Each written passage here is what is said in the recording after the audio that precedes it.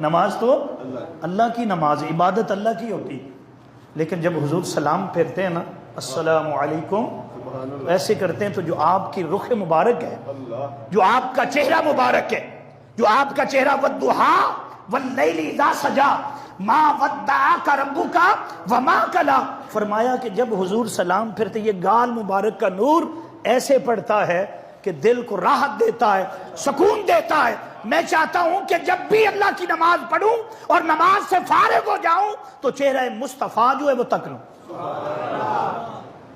اور ایک صحابی جو تھے وہ ٹکٹکی باندھ کر، کیا ٹکٹکی باندھ کر حضور کو دیکھتے رہتے تھے، ٹکٹکی باندھ کر۔